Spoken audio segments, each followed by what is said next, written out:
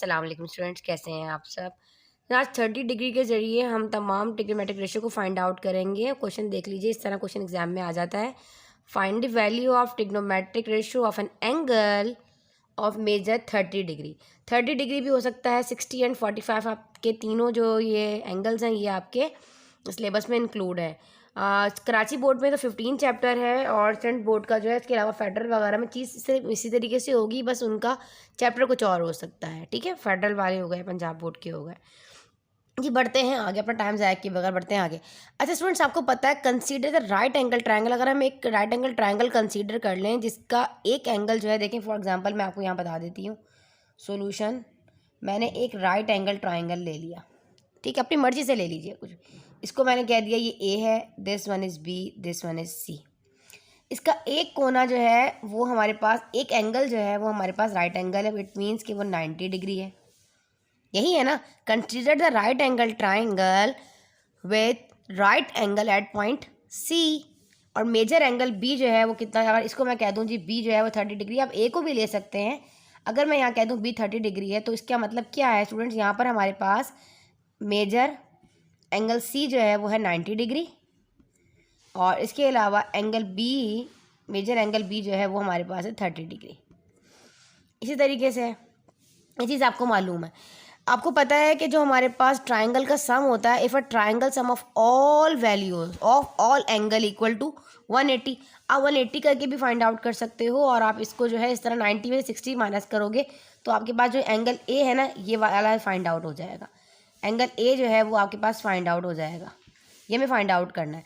अच्छा, इसको आप इस तरह भी मालूम कर सकते हो, फॉर एग्जांपल डायरेक्ट भी अगर आप करना चाहें तो आप कर सकते हैं, वो आपकी अपनी मर्ज़ी है। वो जो आपको आसान लगता है तरीका आप उस तरह करें। देखिए मैं आपको यहाँ कर बता देती हूँ।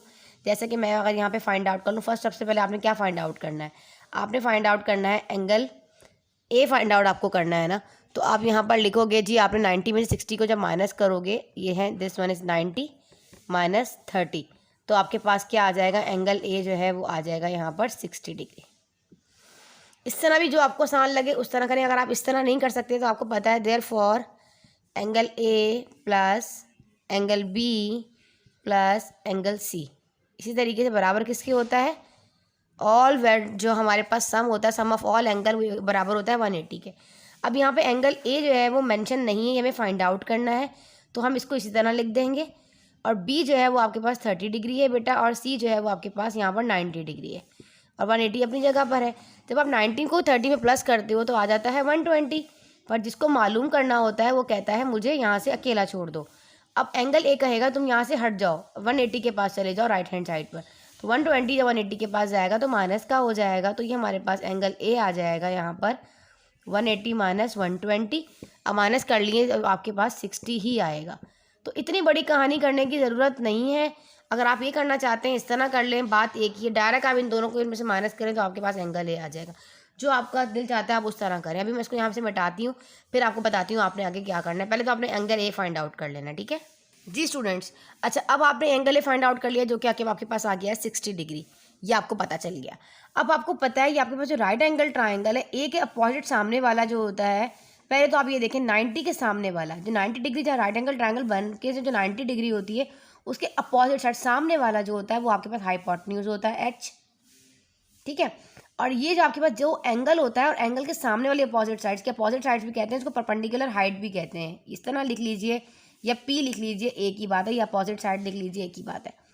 यहाँ तक समझ आ गया। इसके एंगल के सामने वाला जो होगा वो अपोजिट साइड्स होगी, वो परपेंडिकुलर है, और जो 90 डिग्री के सामने वाला है वो हाइपोटेन्यूज हमेशा सबसे सही। और आपके बेस क्या होती है, बेस होती है जो एडजेसेंट साइड जो होती है, जहाँ पे एंगल बन रहा होता है ना स्टूडेंट, यहाँ पे जहाँ एंगल बन रहा है 30 डिग्री है, इस तरफ है तो हम इस तरफ देखेंगे। अगर ये एंगल हमारा फर्ज करो इस तरफ बन रहा होता है 30 डिग्री, जिस तरफ एंगल बन रहा होता है हम उसके अकॉर्डिंग देख रहे होते हैं, वहाँ से देखते हैं जहाँ एंगल बन रहा है कि हमारी बेस क्या है। अब यहाँ पे मेरा एंगल 30 इस तरफ बन रहा है तो मैं यहाँ से देखूंगी इस तरफ, तो मेरे पास बेस ये है, मतलब एडजेसेंट साइड मेरी ये है, दिस वन इज बेस, ठीक है। ये तो आपको पता है। अब ए के सामने वाला मैं ए ले लेती हूँ, और इस बी के सामने वाला ये बी है, और इसके सामने वाला मैं ले लेती हूँ ये सी, ठीक है स्टूडेंट्स। ये चीज़ आपको समझ आ गई। अब यहाँ से हाइपोटेन्यूज, परपेंडिकुलर, बेस को मैं मिटा देती हूँ ताकि आपको यहाँ तक समझ आ जाएगा। दिस वन इज ए, नज़दीक करके लिख देती हूँ A, this one is B and this one is सी।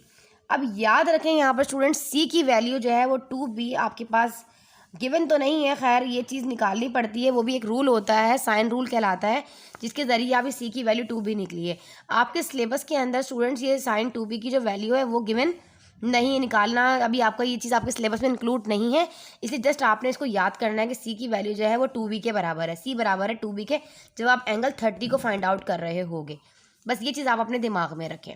आप सबसे रिक्वेस्ट है आप वीडियो को पूरा वॉच करें। इंशाल्लाह अगर आप वॉच करेंगे इस पूरी वीडियो को तो इंशाल्लाह को तमाम कॉन्सेप्ट इसमें आपको क्लियर कर दूंगी।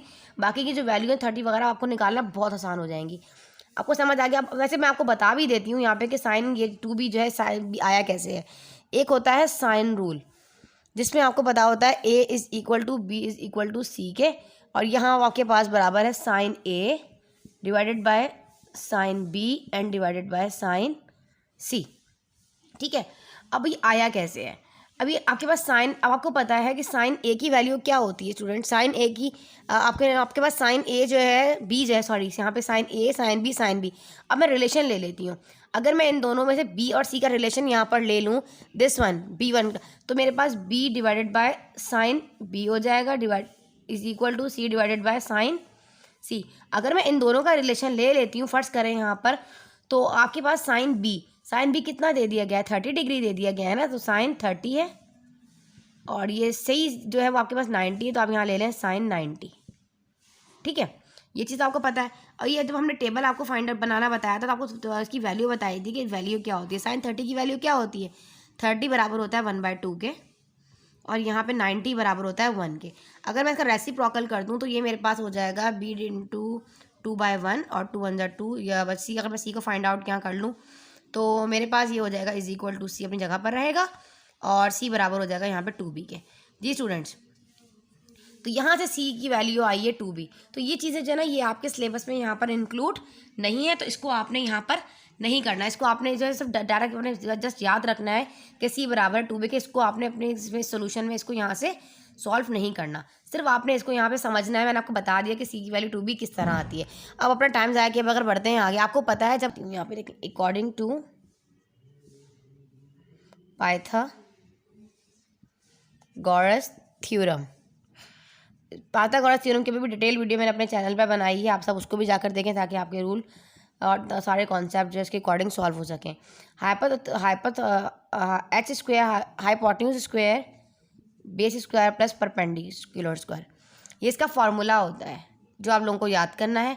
ठीक है स्टूडेंट्स, अब आपके पास हाइपोटेन्यूज का स्क्वायर, हाइपोटेन्यूज का स्क्वायर आपके पास यहाँ पर क्या है, सी है ना सामने वाली जगह, ये देखें ये B C, this one is hypotenuse, this one is perpendicular and this one is base, यही चीज़ थी ना।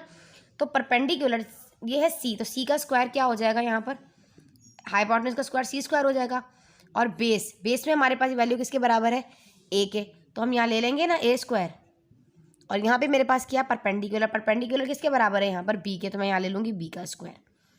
ठीक है, ये चीज़ आपको समझ आ गई। अब सी स्क्वायर, तो आपके पास सी की वैल्यू क्या गिवन है 2b, जो मैंने अभी आपको बताया कि आपने जस्ट सिर्फ याद करनी है जो 30 डिग्री का आप ले रहे होंगे, तो ये आपके पास हो जाएगा 2b का स्क्वायर, और ये है ए का स्क्वायर। तो आपको पता है स्टूडेंट्स यहाँ पे देखें ए स्क्वायर प्लस बी स्क्वायर। अब आपके पास ये बी स्क्वायर है, पहले तो 2 का स्क्वायर आप कर लीजिए, ये हो जाएगा 4b स्क्वायर, और ये वाला B right left hand side पर आके माइनस का हो जाएगा is equal to A square. 4 में से जब आप 1 को माइनस करोगे, बेटा ये माइनस का निशान है, सही से लिख देती हूँ, 4 में से जब 1 को माइनस करोगे तो हो जाएगा 3b square is equal to A square. इसी तरह अब हमें स्क्वायर को यहाँ से ख़त्म करना है।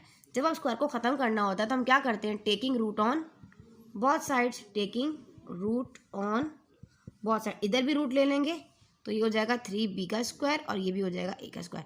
ये स्क्वायर इससे, सॉरी हमने स्क्वायर नहीं लेना था, यहाँ रूट लेना था ना इधर ऐसे, तो ये वाला स्क्वायर इस रूट को कैंसिल आउट कर देगा और ये इसको कैंसिल आउट कर देगा।